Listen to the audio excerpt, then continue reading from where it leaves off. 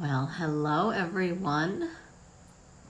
As promised, I am here again for another Fertility Hot Seat. We are currently at 3 in a row. I'm going to do another one tomorrow and another one on Monday. So, for those of you that are brand new to the Fertility Hot Seat, well, let me tell you all about it.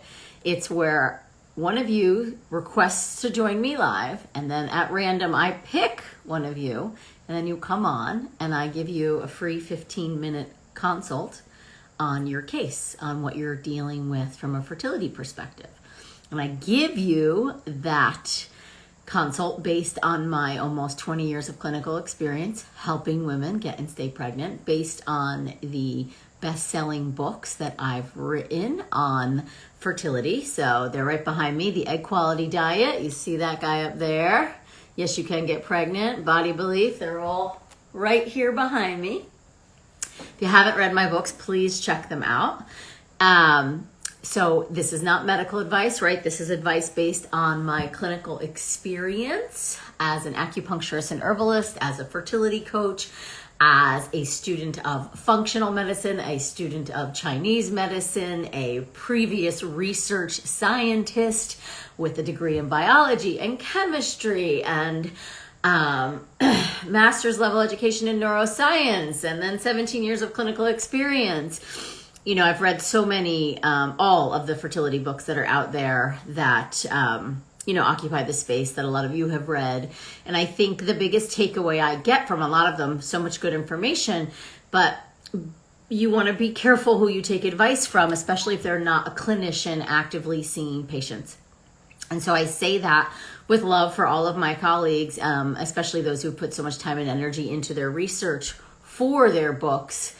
But remember who to take advice from, in the sense of who's seeing clients on a regular basis in their clinics, like hands in the clay, who's actually seeing, how much CoQ10 or how much DHEA and how that's impacting things, who's seeing the space of fertility over the last 20 years and how things are shifting and changing on a continuous basis, right?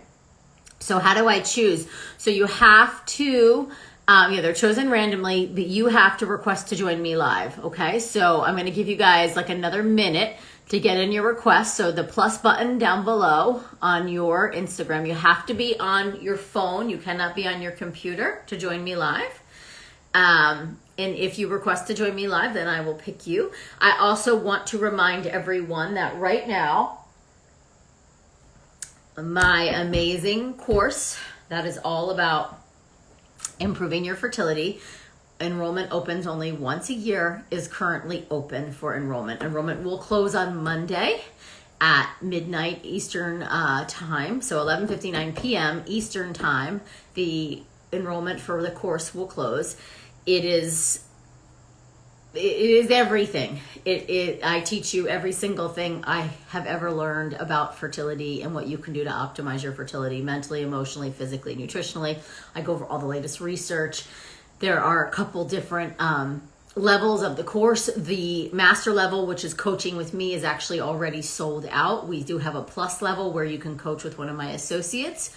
There's a handful of spots left there. And then the basic course, which,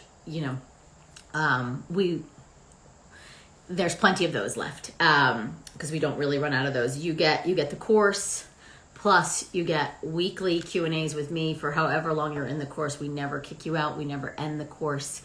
Go to amyrupp.com/yes to check out that program. And whoever I choose for the hot seat today is actually going to get a gift certificate towards that program, plus signed copies of the Egg Quality Diet and Yes, You Can Get Pregnant. So let's go in. I see a handful of you now who have requested to join me live. I'm gonna go with Erica. Let's see if I can. For some reason it's not. There we go. Erica. Let's see.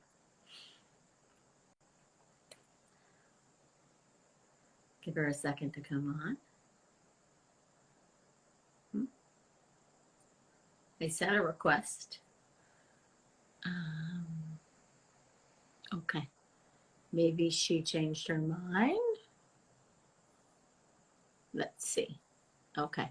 So, Erica, I just sent the request to you. Let me do it again. If you don't, maybe something happened. If you don't answer it again this time, then I will choose somebody else. I just don't want to take away the opportunity. Oh, there you are. Hi, Hi. How are you? I'm doing well, thank you. Well, that is good. You look so familiar to me. I don't know you. No, just another familiar, pretty That face. Yeah. thing, have that face, I guess. Yeah. Hi. Nice to meet Hi, this you. is exciting. Yeah, I think so. This is Tell me so what's great. going on. How can I help? Um, well, long story. Okay, I got time. Uh, I conceived naturally at 37, Okay. ended up in trisomy 18. Um, Conceived again, ended up in a miscarriage November 2020. Conceived again naturally, ended up in another miscarriage this past Mother's Day weekend. Oh, that's fun. Yeah. Jesus. Um, Okay. I've been on supplements. I've gotten every test available done. Okay. I started supplements after my last miscarriage. I have gotten every test under the sun available to me done. Okay. Immune, Okay. anything immunity related, anything clotting related, NK cells, everything, all normal. Thyroid function normal. Um, it boils down, I guess, to quality of my eggs. Right. I'm 40 years old now, Okay. and I just purchased your books recommended by the acupuncturist I am seeing. Oh, Um, thank them for me. I will. She's great. Good. Highly spoke of your book. She says, make this your Bible, basically. Oh, that's And sweet. we were starting IVF. She says, postpone it Yeah. and Good. try this. Okay. Yeah, because we know you're getting pregnant. So tell me, so the last two losses, I mean, first of all, losses suck. You know that. That's shitty. I'm sorry you've been through it. Thank you. You know, you are getting pregnant. So, you know, we put you in the, even though you don't feel it right now, you're in the fertile category. You're getting pregnant, which is half the battle. The last two losses were you able to test? Did you know that they were chromosomal? No, I did not. Sorry, it's my dogs. It's okay. Uh, no, we didn't test those. How far along were you? Um, I never make it past 8 weeks, Okay. except with my trisomy 18 son. Okay. And sperm's been checked. Everything's fine there? Yes. Okay. And so you've seen a hematologist or who did all the immune and clotting factor testing on you? My primary started. I read a lot of reports, and a lot of the studies usually come from overseas. In America, I guess we don't believe in supplements, vitamins, and herbs. And I'm up for anything. So I started reading reports from Germany, from Egypt, and I went to my doctor and I went with a list. I actually printed out a list and I said, I Good want girl. this done. Yeah. Okay. And she sent everything. After that, I started working with a reproductive endocrinologist, which she went further into it. Okay. AMH is 0.365, but my FSH is 22. Okay. Like I said, Have you had a hysteroscopy or an endometrial biopsy? Yeah, both. not a biopsy. I've had an HSG. I've had a saline sonogram. Everything is normal. So the only thing, and I've seen this clinically, is that sometimes the saline sono can be normal, but the hysteroscopy is not normal, and it still has some scar tissue. If everything looks normal from a clotting factor and an immune perspective, we have to then think about like what else is causing these miscarriages. There are some interesting stats. It's almost what I've learned, and I studied with Dr. Jeffrey Braverman, who is like preventmiscarriage.com is his website, and he would always say it's statistically impossible to have back-to-back miscarriages without a live birth in between and it always be egg quality, because it's like nature isn't that stupid. That's how he used to say it. And it's actually, I like really resonate with that.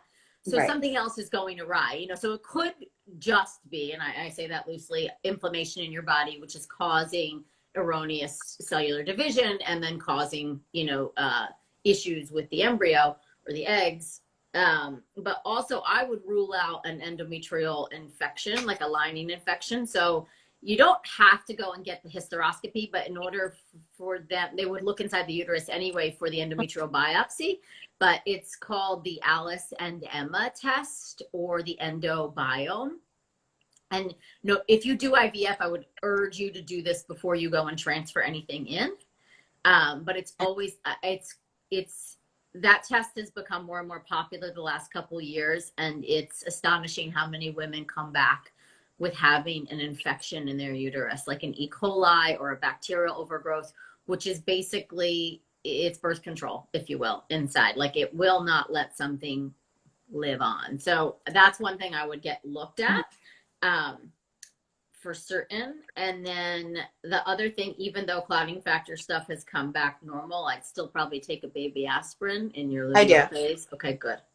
And then food wise, so are you kind of following the egg quality diet now? No. Or okay. Did you fill out the symptom questionnaire in the book, and did you have a lot of those? Not yet. I'm still working on this. Oh, look at you, your fertility plate. Oh, so did you did the course, the 7 ways to improve the quality of your eggs? Yeah, okay, good. Yeah, for all of you watching, I do have a free course that's still up and active. It's amyrupp.com/egg course, EGGCOURSE. Okay, so when you get, well, we're going to send you signed copies of both my books too, but when you get the egg quality diet, you're going to see, these books might fall. In early on in the book, yeah, page 21, there's like a pretty long symptom checklist, like 2.5 pages of symptoms. I always say if you have like 5 or more of those symptoms on a regular basis, it could be inflammation, and then changing the diet would have the greatest impact on the egg quality. Your cycles are regular? Yes. And then ovulation comes on strongly too? Okay. Yes. And you know FSH will change month to month, right? So it's like, don't get too fixed on that number, okay? It's hard not to, but yes. It's hard not to. It's really hard not to, I agree. And the prognosis that most reproductive endocrinologists give you, it's disheartening. Yeah. I mean, it is disheartening at times. Yeah. Did you watch my Story of Hope I did last night with Sarah? You should watch it. It's on my Instagram, but she was given a 1% chance of ever getting pregnant. And that was at like 39, she was given that. And at 45, she just gave birth and with her own eggs. She did do IVF. Mainly what we did was change her diet. You know, she had endometriosis. She had some surgeries, but that still wasn't working. Her IVFs were failing. She wasn't getting any normal embryos or anything to grow out. And then the diet, we did some herbs, diet, lifestyle stuff, and she still has 2 embryos left that she can then transfer for baby number 2, which is kind of amazing. Oh, good for her. I know. It's like such a beautiful story. I mean, they all are, but it's less, you know, it's moving. But when you're given those odds too, it's just so crappy, you know. Yeah. I was given 3 to 5%. Yeah. That's pretty standard, to be honest. Which, if you really go deep into the research, though, you'll see that a woman in her 40s, actually, it's about a 50-50 chance that you'll take home a live birth if you're getting pregnant. So you're getting pregnant, which I know still is devastating because you haven't taken anything home yet and you're miscarrying. But chances are, if you just keep at it and not change too much, you'll eventually take one home. I know that sounds like, I don't want you to go through any more losses, but so let's make some changes. Let's prevent pregnancy a little bit for a couple months because you're getting pregnant. And then, so then tell me, so supplements, what did you incorporate into your diet, or into your supplements? I am taking myoinositol. Good. I'm taking DHEA. How much? 75. Okay. I would recommend getting that tested before you take the 75 continuously. I have the numbers in my books. You want it to be low and then know that you need it. Usually women, 40 and up could use a little bit of support from a DHEA perspective, but we don't, so you kind of want it in the mid range. So like the range is like 35 to 400 or so. If you show that you're really low, then I would do like 20 a day, 25 a day, 75 a day. I know the book, It Starts with the Eggs. She talks about that, and the research is compelling. But and this is my biggest argument for research like that is like, she's not a clinician. I am, and I've been seeing patients for a long time. 75 on many patients is no bueno. It actually can burn out the ovaries a little bit. So you almost want, I'm not trying to scare you, I'm sorry, but you almost want to, like, DHEA is really helpful. You want to encourage folliculogenesis. You want to, like, oh, here's a little, instead of like, it's always say microwaving versus slow cooking. It's like a very big difference. So, right. And you break it up. So the way you're doing like the 25 3 times a day is typically the dose. I would, get it tested. Right now that you're on it, it's going to come out high, but so maybe take a couple days off, test. DHEAS is what you test in the blood work. And then see where you're at. But typically I see women not needing more than 25 a day. Some doctors I work with will go all the way up to 30, but no doctor that I work with that's a clinician that sees patients on a regular basis, who's a medical doctor or functional doctor, uses 75 because they feel like they start to see negative side effects. So CHR, Dr. Gleicher, I know he likes the 75, but even he adjusts doses based on patients, what he sees clinically. So I just throw that out there to be, you want to encourage, you don't want to like zap, that's how I would kind of look at it.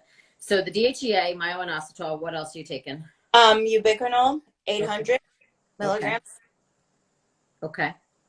That's high too. You could probably go to 6 if you wanted. You don't need 8. The data shows 600 being the most effective. And the myo-inositol, are you doing the 2000? I'm doing 2000, 1000 in the morning, 1000 in the evening. Okay, that's good. And then what else? I take folate separate from the prenatal. Okay, how much of that? I take 1000 micrograms. And then how much is in your prenatal? Do you know? 400, I believe. Okay, perfect. And it's all methylfolate, not folic acid, right? Okay, good. I take vitamin D. Good. How much? 5,000. All right. I take, I'm always low in vitamin D, so that's been a constant for a while. Okay. NAC. Okay. How much of that? 600. Okay, good. I take DHA with EPA. Good. Alpha lipoic acid. How much of the DHA? Sorry. It's 500 to 50. The DHA EPA. Okay, so 750 total. I would increase that to try to get up, like I would almost triple it, because it's, you'll see in my book too, in the Egg Quality Diet, there's some really cool research showing like when we increase omega-3 ratios in the body, pregnancy outcomes quadruple. Kind of fascinating. Wow. And it's really powerful for lowering inflammation. So I would increase that. Alpha lipoic 100 milligrams, right? Alpha lipoic, I'm taking 240. 240, okay. And resveratrol, but only after before ovulation, from day 1 to day 12.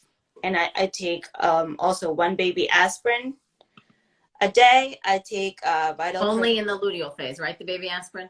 Yes. Don't take it all cycle. Okay. I take vital proteins, collagen peptides, and I take wheatgrass powder. Okay.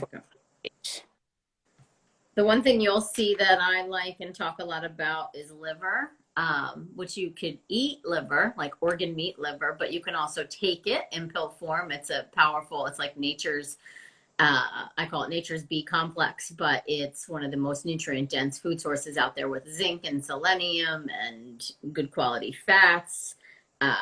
It's one of the only foods that has CoQ10 naturally occurring. I do consider that like a fertility secret weapon. So I would consider adding that in. And then what else do I would decrease the DHEA. You could decrease the ubiquinol to 600. Yeah, everything else I think looks good. And then as far as diet, so you're going to start working on the fertility plate. And remember what I said too, you can't out supplement a crappy diet. So like Right. sometimes when we see the consistent vitamin D deficiency, I do often think about absorption issues because it's a fat soluble vitamin. It's actually a hormone. And so when we see regularly low Ds, I think that someone maybe isn't absorbing their nutrition properly, you know, so really focus on the diet piece, because then you should start to absorb, and then you should start to be able to use everything you need, and then that should impact egg quality. Another question that came to mind, your periods, are they crampy or painful? No. Nothing. And a Yeah. nice healthy flow? Yes. Okay. And cervical mucus, you see that during ovulation? Yes. Yeah. Okay. And so what is it in your mindset, if you will, or your head, that you think is causing the challenges? You think it's just, if you will, age and egg quality? Is that what you're telling yourself? I can't think of anything else. Plus, Yeah. that's what the two reproductive endocrinologists that I have seen at two different Yeah. have said, after, according to them, ruling everything else out. Yeah. But do you feel like you have the power then to impact your egg quality? Do you believe that? Now I do. Okay, And good. now Okay. we as women are raised with so much less information and empowerment on our own health that once you get older and, for lack of a better phrase, get desperate and start really reading into it, you realize how misinformed we all are. Even those of us in the medical field, we are raised as clinicians with this idea that you have the eggs you have. Yeah. And basically they all go to shit by the time you're 35. They go to shit by the time you're 35. And after that, good luck, and consider donor eggs, and you're done. It's total. Again, excuse my language. There's a great book too, especially if you are in the medical field and a clinician. Lifespan: How We Age and Why We Don't Have to. It's written by, he's a Harvard research scientist. I'm going to forget his name, but he has some studies in there on fertility and what they've done. And like, of course, it's mouse, because that's the closest, I suppose, to study humans, but it's a mouse model. But they're reversing aging and menopause in mice with lifestyle and supplements. It's pretty fascinating. But there's also cool research showing that we're actually not, we might have stem cells, ovarian stem cells. We're actually producing more eggs as we go on in life. I heard you say that the other day in one of these. Yeah, he talks about it in that book, but you can actually find the research studies too. They're not super supported. I don't know. I mean, I think people just don't want to, like us, to go down that rabbit hole or something.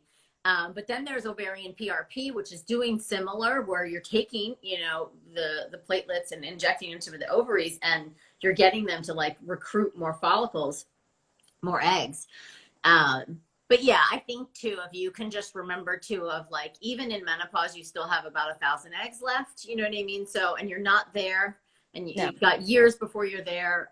Your FSH will jump around, and also remember, FSH jumps around kind of in response to stress too. Your body has been through some significant stress, even if we just look at the miscarriages, and then add in the emotional layer to that. So, but we're only looking for a couple good eggs, so, and I have seen it be turned around in so many instances that it's hard to not believe that it's not possible. It's definitely possible, because one or two off, okay, sure, you know what I mean? Like, maybe it's just random and lucky. But when I see client after client, when they change their diet and adjust their lifestyle. And the other thing too is watch the chemicals in bath and beauty products, which you probably already are switching over. That's hugely impactful to egg quality. Same thing with your husband or your partner, like the Healthy Daddy diet. I have links out to it in both of my books, but just a couple basic supplements for him. And some lifestyle adjustments too. Even if sperm looks good, I always say we can make better sperm. Do you know what I mean? And there is always the DNA fragmentation test too, which I don't know if you've ever had that done on sperm, because you can have really healthy sperm on a semen analysis, but you do the DNA fragmentation and you can see a lot of fragmentation, and that can really impact embryo quality too. So I will ask for it. His doctor and even the reproductive endocrinologist we were seeing said basically to disregard that test completely, because sperm production is constant. So the fragmentation of the sperm that could be tested today might be different. Yeah.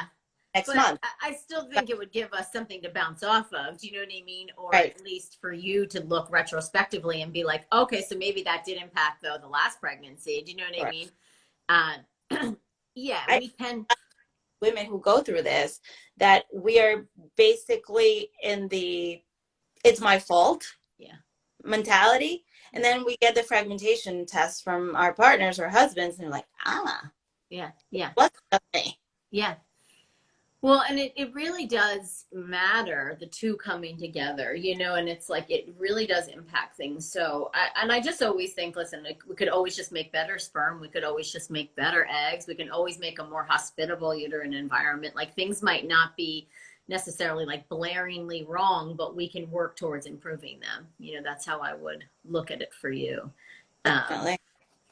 Okay. So let's see. So any last questions for me or anything that you're thinking about, or now you've given information that